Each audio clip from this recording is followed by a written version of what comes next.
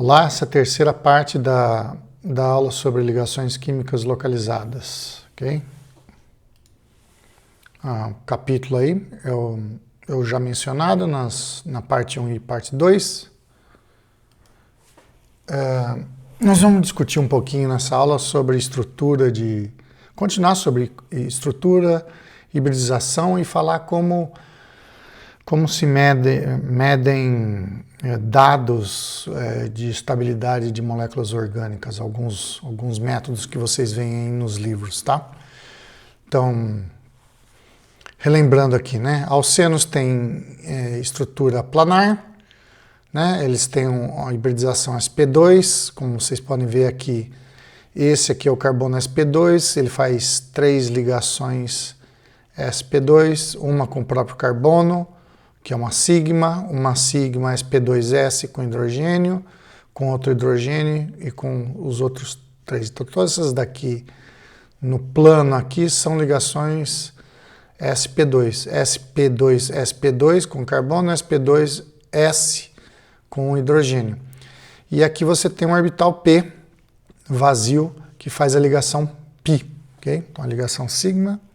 1, 2, 3, 4, 5 ligações sigma, 1, 2, 3, 4, 5 e uma π. Chama atenção que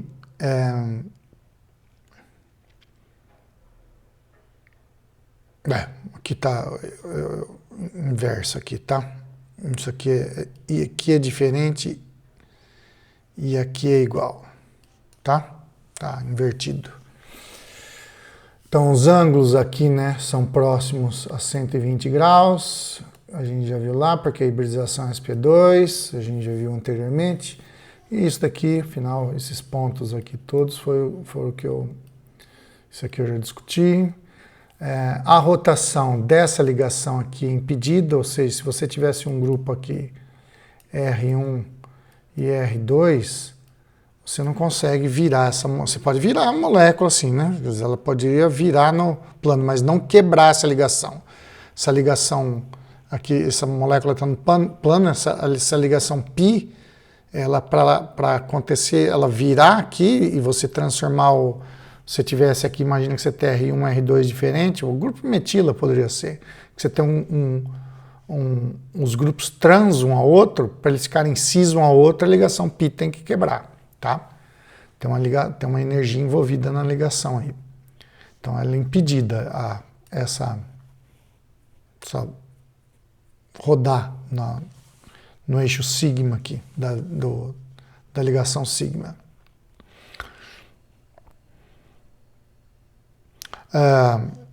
Aqui o que eu acabei de falar sobre os tipos de ligação, sigma, e aqui as ligações P. Essa é a figura do livro da Bruce. Um jeito da gente medir a estabilidade relativa desses alcenos, e por isso que eu fiquei falando no começo de alcenos, né, é, por exemplo, a energia liberada durante a hidrogenação. Geralmente são usados 2 tipos de reação para medir a estabilidade de compostos, né? Quer dizer, hidrogenação é uma, a outra que é muito utilizada é combustão, né? Você reage, transforma tudo em CO2 e água, e aí você compara o calor de combustão, tá? Os 2 métodos são feitos dentro de um aparelho que se chama calorímetro, né? Então, no calorímetro, você tem aqui a substância que você quer estudar a reação, seja combustão ou hidrogenação, né? No caso aqui é mais para combustão, né? Aqui você tem entrada de oxigênio, porque, como eu disse, é de combustão, né? E você tem um fio de ignição, isso daqui entra em combustão e você libera calor, né? E esse calor é medida, que você aumenta a temperatura do sistema. Como você tem uma quantidade fixa de água, e você sabe a capacidade calorífica da água, você sabe quanto calor foi liberado para o sistema, né? E com isso você calcula a quantidade de calor liberada, que é o ΔH ali, né? Isso para combustão. No caso da hidrogenação, você faz algo similar, só que você não há reação de que envolve ignição nem nada. Aqui você teria um fio de platina, né? E você insere hidrogênio para fazer a reação de hidrogenação. E aí você tem a dupla hidrogenada. E com isso você calcula o calor que é necessário aqui, né? No caso aqui a reação é exotérmica. Então, para acontecer essa reação, você tem uma energia aqui de quebra dessas ligações. Esse processo aqui de quebra é endotérmico e a formação é exotérmica, né? Então a energia, sobra energia nesse processo, né? Então por isso que a reação tem ΔH negativo, ela é exotérmica, tá? Tá, aí depois eu vou mostrar o esquema para vocês, para mostrar como a gente pensa. Quando a reação é exotérmica, a gente pensa de um jeito. Quando ela é endotérmica, a gente pensa de outro. Eu já mostro na próxima transparência tem um diagrama de energia que vocês vão dar para entender melhor. Então, quanto maior a energia contida na ligação, maior a energia liberada, tá? No caso de uma reação exotérmica. Diferenças na energia liberada permitem a medida da estabilidade relativa de isômeros de alcenos, quando a hidrogenação se converte no mesmo produto. Então, você pega uma série de alcenos cuja hidrogenação leva ao mesmo produto de hidrogenação. Com isso, você consegue comparar a energia relativa deles, porque o produto é o mesmo, né? Se você variar energia de produto e reagente, fica difícil de comparar, né? Vocês vão ver melhor no gráfico a seguir. O valor é médio, né? Esse valor de ΔH, porque isso depende dos grupos que estão ligados aqui, né? Então é um valor médio de hidrogenação. Se está mono substituído, di substituído, tetra substituído, tá? Energia da reação de hidrogenação e combustão são utilizadas para determinar o ΔH, como eu falei para vocês, né? Então aqui vou dar 3 exemplos. Você vai querer saber qual que é a estabilidade relativa desses alcenos aqui. Veja, esse alceno que está com a dupla aqui, né? Esse aqui que é menos substituído e esse menos substituído ainda, né? Ok? Então, queria saber qual que é a energia relativa entre eles. Nós faz a reação de hidrogenação e como vocês veem que quando eu faço a reação de hidrogenação, o produto aqui é o mesmo, né?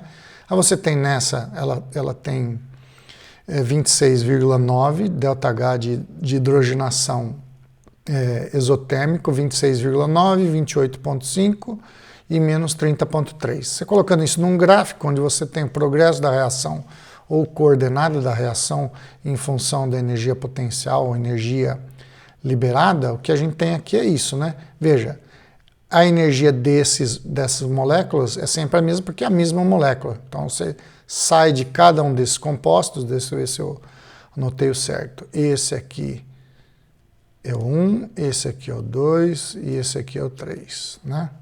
1, 2, 3. Então eles têm energias diferentes, que é isso que eu quero determinar. E aí você faz o ΔH de hidrogenação, ΔH, só para lembrar vocês, né? É essa energia aqui, né? E esse aqui é o ΔH. Né? E isso aqui, caso vocês tenham esquecido, né? Isso aqui é energia de ativação ou ΔH de ativação, que são proporcionais, tá? Então aqui é a velocidade do processo e aqui é a estabilidade, né? O ΔH é o conteúdo de energia que a molécula contém na forma de energia interna, né? De energia interna quando ΔH e ΔU são proporcionais. Então aqui é o seguinte, então quanto mais exotérmico, maior esse número aqui, né? O ΔH aqui é 26,9, esse aqui é maior, esse aqui é maior ainda, né? Então quanto maior o valor de ΔH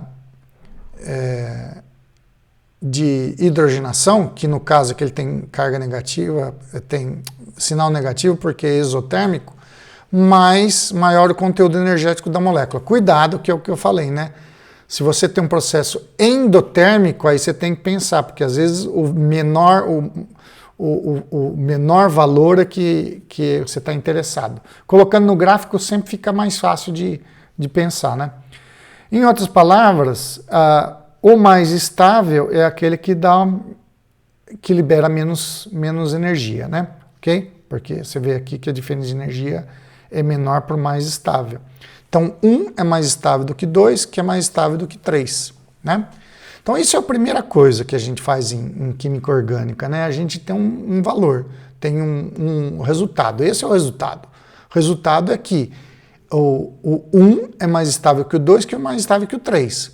E aí o que o químico orgânico, ou melhor, o físico químico orgânico faz é tentar explicar isso à frente de um modelo, em que você não tem que ficar toda hora fazendo esse tipo de experimento, ok? Você tem faz uma série de experimentos e depois você tenta racionalizar em termos da estrutura, ok?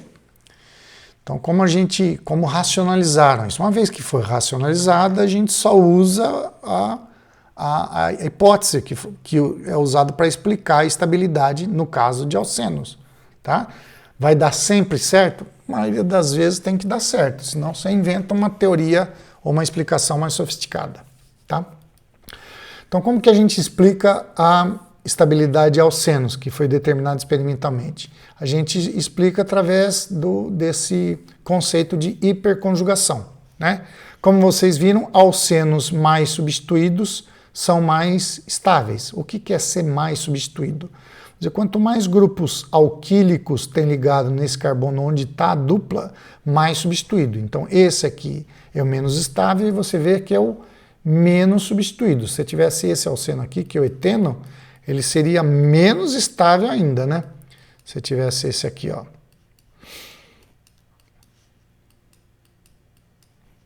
Tá? Ele é o menos substituído ainda, mais instável. Aí tem um grupo R, ele é mais substituído do que esse aqui, então ele é o segundo mais instável. Depois eu coloquei 2 grupos R, ele ficou mais substituído, 3, 4. Então, quanto mais substituído, mais estável. Tá? Isso é um fato empírico, que se for lá e medir, vai dar isso, através do calorímetro. Então, a estabilidade relativa dos alcenos aumenta conforme aumenta a substituição do alceno. Então, o motivo, que é a explicação do modelo que é utilizado para explicar isso, é a hiperconjugação, né? O que é a hiperconjugação? Então, os orbitais P de uma ligação π podem ser estabilizados por grupos alquilo através de hiperconjugação. E o que seria a hiperconjugação aqui? É o seguinte,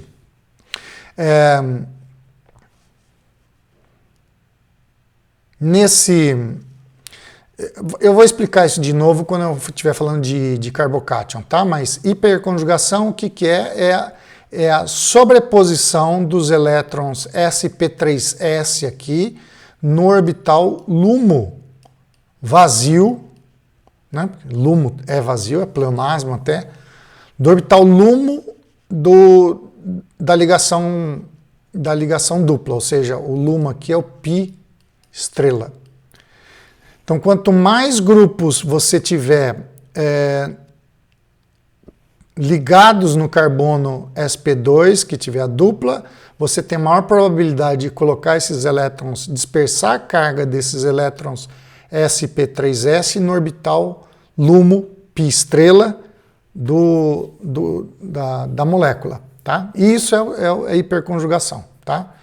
No caso de carbocátion é mais ou menos a mesma coisa, a única diferença ali é qual orbital que vai ser usado.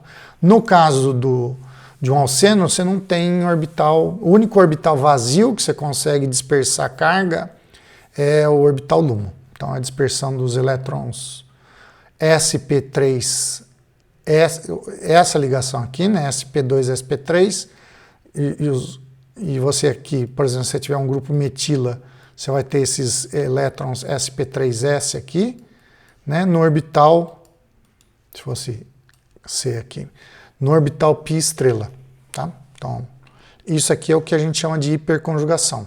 A consequência disso é que, na verdade é o inverso, né? Quer dizer, alguém mediu, viu que mais substituído era mais estável. E a explicação é a hiperconjugação. A explicação é para explicar algo que veio da parte experimental. Isômeros trans, veja, aqui se eu pegar o cis e o trans é mais estável, via de regra, né? Então, e aqui você vê a densidade eletrônica, quanto mais para o azul, mais carga positiva, verde é mais ou menos neutro, e quanto mais vermelho, mais carga negativa. Como tem a dupla que é rica em elétrons aqui, o centro é negativo, né? A densidade é maior de elétrons. Então, o isômero trans normalmente é mais estável que o correspondente cis. Aí aqui o que acontece não é um efeito de hiperconjugação, porque a substituição é a mesma, tá vendo? Você tem dois grupos, tem um grupo CH3 aqui, aqui também, dois grupos CH3. Aqui a única diferença é que esses grupos podem estar mais próximos ou mais distantes, né? No trans. Então, o trans geralmente é mais estável porque você tem uma tensão estérica. Steric strain em inglês é tensão estérica. Cuidado que eu não estou falando em impedimento estérico, que é outra coisa, tá? Impedimento estérico o que faz é aumentar a energia de ativação do sistema, que a gente vai ver quando estiver falando de cinética química, reação química, tá? Isso aqui é uma tensão estérica, esses grupos, esses elétrons, essa densidade eletrônica desses grupos estão muito próximos, tem uma certa repulsão, então é tensão estérica, tá? Então o trans é mais estável, via de regra, do que o cis, tá? Porque eles têm a mesma substituição. Então o primeiro critério é, quanto mais substituído, mais estável. Qual é o efeito? Hiperconjugação. E o trans é mais estável, desde que tenha a mesma substituição, é isso que nós estamos falando, né? O trans é mais estável do que o cis, porque o trans tem uma maior tensão estérica. Não confundir tensão estérica com impedimento estérico, que é outra coisa. Aqui é um outro jeito de mostrar, outro jeito não, a gente falou de alceno e uma acetona também, né? Uma acetona também é trigonal planar, né? Porque esse carbono é sp2, então você tem uma ligação sigma aqui, outra sigma aqui, outra sigma aqui. Essas no plano aqui advêm da hibridização sp2 do carbono, né? Então você tem uma ligação sp2s aqui, sp2s aqui e sp2 aqui, né? Formando a ligação sigma do carbono com oxigênio. E aí você tem, da mesma forma que o alceno, você tem uma ligação ortogonal entre os orbitais p formando a dupla. Então aqui seria o jeito de desenhar os orbitais aqui de um composto carbonílico aqui. Falei cetona, mas daqui é um aldeído, né? É acetaldeído. Tá meio de lado, eu não vi. Se você desenhasse o orbital molecular de um alceno e de uma carbonila, os dois têm carbono sp2 e os dois têm mais ou menos o mesmo tipo de arranjo. A diferença é que nessa molécula aqui, que é um composto que tem uma carbonila, você tem uma ligação dupla carbono-oxigênio e aqui você tem uma ligação dupla carbono-carbono, tá? Então aqui seria um átomo de carbono, aqui seria outro átomo de carbono, e a gente está vendo aqui só os orbitais que interessam ali dos elétrons envolvidos, né? A gente seria simétrico, né? Esse daqui tem a mesma energia, porque são dois carbonos, né? E forma ligação química e você tem esse orbital simétrico. Se você for ver com a carbonila, o carbono está aqui, porque é a mesma energia, o átomo de carbono, e aqui está o do oxigênio. Percebam o seguinte, sempre que você colocar dois átomos para fazer uma ligação ali, usando o orbital molecular, sempre o átomo mais eletronegativo tem menor energia, o orbital dele.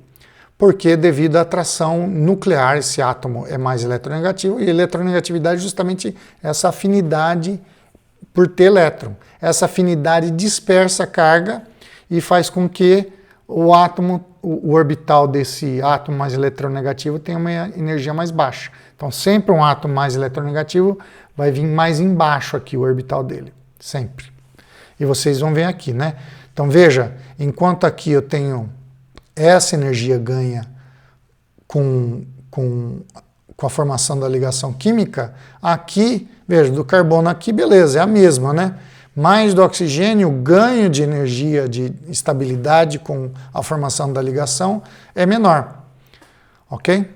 Isso quer dizer que a ligação oxigênio-carbono aqui na carbonila deve ser mais fraca do que a ligação com o carbono, né? Quanto mais eletronegativo o átomo, menor a energia do seu orbital atômico, pois os elétrons estão mais perto do núcleo, tá? Então isso aqui é um exemplo de distribuição. Óbvio que é uma distribuição bem simplificada, né? Não todo um esquema de orbital molecular que a gente viu em outras moléculas aí, viu e vai ver. Ainda falando de ligações químicas, né? A gente falou na primeira aula de ligações iônicas, ligações polares, né? Então, isso advém da diferença de eletronegatividade entre os átomos envolvidos na ligação, né?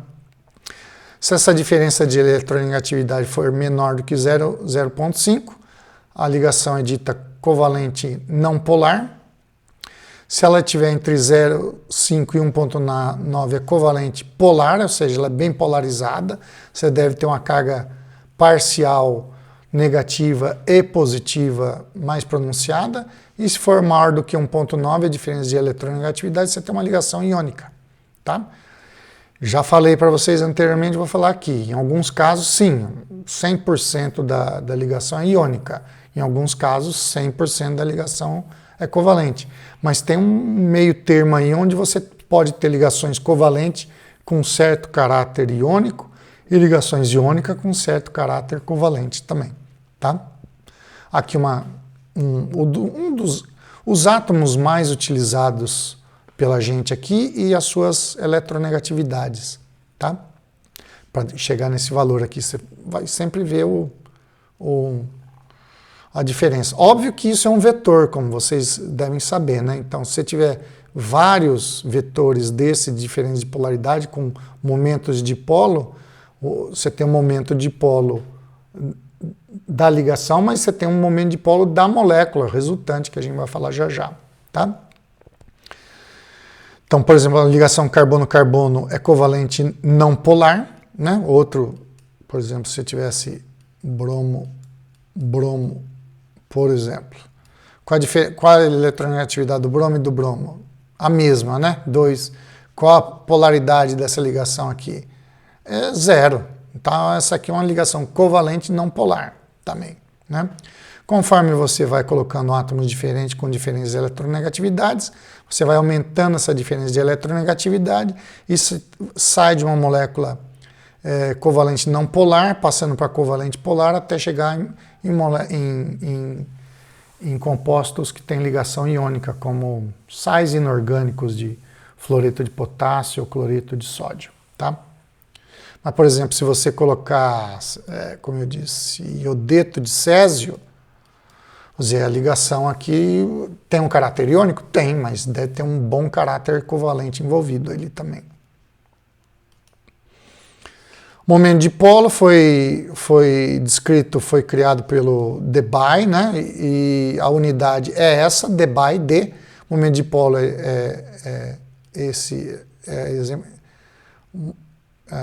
designado pela letra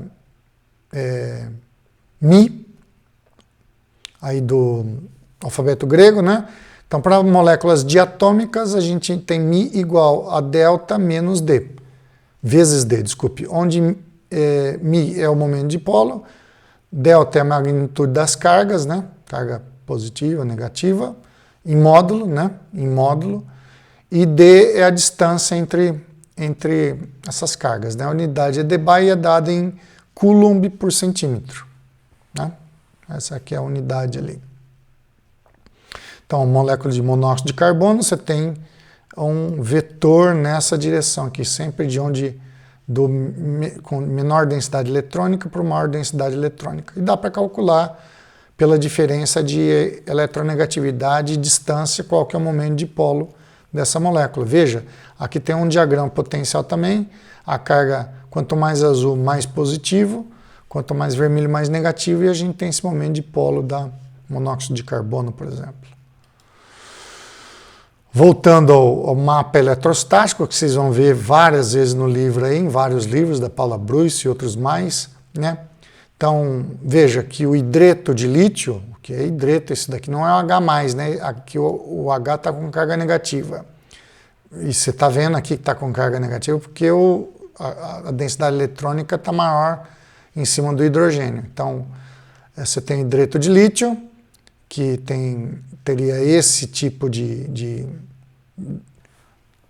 diagrama eletrostático. Você tem o hidrogênio, que é covalente apolar, né? Onde a carga verde é o meio, tá? Verde é praticamente neutro. Você não tem momento de dipolo. E aí você vai para o HF, por exemplo, onde você tem o H agora, ele não é mais com carga positiva, ele não é mais com carga negativa, como ele tinha aqui, mas ele fica com carga positiva porque o flúor tem carga negativa, né? Então, vermelho, quanto mais vermelho, maior o potencial negativo, quanto mais azul, mais o potencial positivo, e o verde ali está mais ou menos, verde, amarelo, está mais ou menos no meio da molécula, mais neutro. Então, alguns mapas eletrostáticos para vocês verem, o dióxido de carbono, né, CO2, você tem esse momento de dipolo aqui e esse momento de dipolo para cá. Então, tem momento de dipolo? Tem, mas o momento de dipolo resultante é zero, porque eles têm a mesma magnitude, mas sinais contrários, né? Intensidades contrárias. Vetor tem direções contrárias. E aí você vê que tem uma maior densidade de elétrons nas pontas, onde estão os oxigênios, né? Se você pegar o tetracloreto de carbono, a mesma coisa que o diagrama potencial, e assim vai, né? Por exemplo, se você começa a substituir esses átomos de cloro no tetracloreto de carbono, CCl4, que é bastante apolar a molécula, né? Momento de dipolo zero significa que a molécula é apolar. Conforme você vai substituindo esses cloros por hidrogênio, você vai aumentando o momento de dipolo, porque até você chegar no metano, que tem um momento de dipolo, é zero também, tá? Então, você colocou 3 átomos de hidrogênio aqui, e tem o clorometano, ou clorofórmio, desculpe, clorometano, clorofórmio é CHCl3, né? Desculpe. Clorometano tem um momento de dipolo de 1,87 debye. A água tem todos esses momentos de dipolo aqui, o momento de dipolo resultante, que é a soma deles todos aqui, né, na vetorial, né, é 1,85, né, e você tem a amônia, por exemplo, que é 1,47 debye, somando os momentos de dipolo da molécula, né. Isso é muito importante porque a gente tem a regra empírica, por exemplo, que igual dissolve igual. Então, compostos de mais ou menos a mesma polaridade dissolvem compostos com mais ou menos a polaridade. Polar dissolve polar, apolar dissolve apolar, né? Não adianta pegar uma molécula polar e querer dissolver com um solvente polar que não vai dar. Alguns orbitais para vocês verem, por exemplo, um caso legal é discutir o carbocátion, um carbocátion metílico, radical metílico e carbânio metílico. Então, o carbocátion metílico, ele é trigonal plano, né? E você tem um orbital P vazio aqui, né? Então, o jeitão dele com o modelo bola palito aqui, né? Ball stick, de um lado e do outro. E aqui o diagrama potencial dele todo azul porque ele tem uma carga positiva, formal, não é parcial. Se você tem a mesma coisa, só que em vez de você perder um par de elétrons, você perdeu um elétron só, você formou um radical metila. Esse radical metila, como tem um elétron, ele está no meio termo aqui entre azul e o vermelho, né? E essa aqui é o ânion metílico, né? Um carbânion, isso aqui é um carbocátion, isso é um radical, e isso aqui é um carbânion, carbocátion, radical, carbânion. Então, ânion metílico, ele tem agora um par de elétrons nesse orbital que está aqui. Então, essa molécula aqui é trigonal tetraedral, né? Se você considerar o o par de elétrons. Essa aqui é trigonal plana, essa aqui é um pouquinho distorcida, mas você pode considerar ela praticamente trigonal plana, e essa aqui é tetraedral, né? Você tem uma molécula que tem considerar o par de elétrons aqui, esse carbono é sp3. Né? Então aqui é o modelo dela de bola palito, e você vê que a estrutura do carbono é diferente. Né? Isso leva a estabilidades diferentes. Eu vou descrever depois, vou comentar estabilidade de carbocátion e radicais de carbono que são parecidos, né? São similares, e a estabilidade de carbânio não, é o inverso da estabilidade de carbocátion. Tá? Outros exemplos aqui, a água, que é o modelo de hibridização. Lembra que a gente tem dois modelos, de orbital molecular e de hibridização. O modelo de hibridização é muito legal para a gente falar de geometria da molécula, né? Então, quando você tem o oxigênio, esse oxigênio aqui é sp3, não é só o carbono que é sp3, tá? Como o oxigênio é sp3, ele é tetraedral. Ah, mas o ângulo aqui é 104,5, ele não é tetraedral. Se você considerar só H2O aqui sem o par de elétrons, realmente a molécula é angular, ok? Mas se você considerar os dois pares de elétrons não compartilhados, o oxigênio é tetraedral. A hibridização dele é sp3, então ele é tetraedral. Os ângulos são diferentes do carbono, mas ele é tetraedral também. E aqui o modelo bola-palito e o eletrostático, onde mostra aqui a densidade maior do oxigênio. Então, você tem uma carga parcial negativa no oxigênio e duas cargas parciais positivas em cima do hidrogênio. Outro exemplo, a amônia, que é a hibridização. Esse nitrogênio aqui, da mesma forma que o oxigênio que eu falei, também é sp3. Então, ele é tetraedral. Se você considerar só o nitrogênio e os hidrogênios, a molécula é trigonal plana, né? Trigonal piramidal, desculpe, né? A pirâmide trigonal. Se você considerar o par de elétron, é também tetraedral e faz sentido porque o nitrogênio, sim, também tem hibridização sp3. Quando você coloca o íon amônio, é tetraedral, porque você pegou esse par de elétron e doou para a carga positiva, né?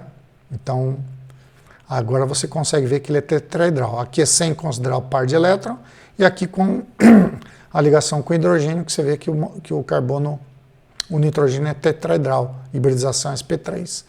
Aqui é diagrama eletrostático potencial, você vê que tem uma carga negativa no nitrogênio aqui, óbvio, porque ele tem um par de elétron desemparelhado aqui.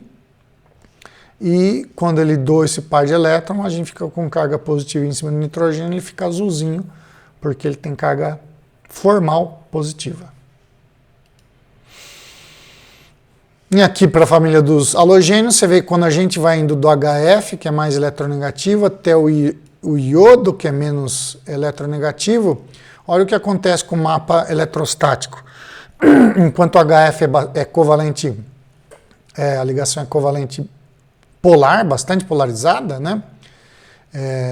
Você vai indo para o HI, a diferença de eletronegatividade é bem baixa entre o H e o I, entre o H mais e o iodeto, e a ligação vai ficando cada vez mais apolar, né? Covalente mais apolar. Né? E o momento de polo fica cada vez menos pronunciado. Isso vai ter uma consequência mais para frente quando a gente falar da acidez da família dos halogênios aqui, né? Então aqui tem a distância de ligação em angstroms e aqui a força da ligação em caloria ou em quilojoule, né? Então você vê que romper uma ligação HI exige uma energia bem menor do que romper uma ligação HF, né? Onde a força da ligação é maior.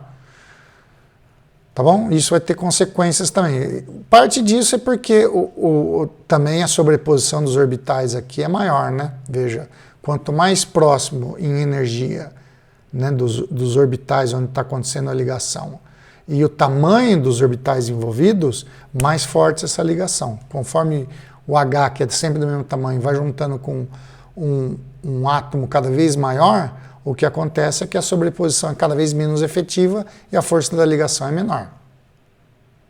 Ok? Isso aí.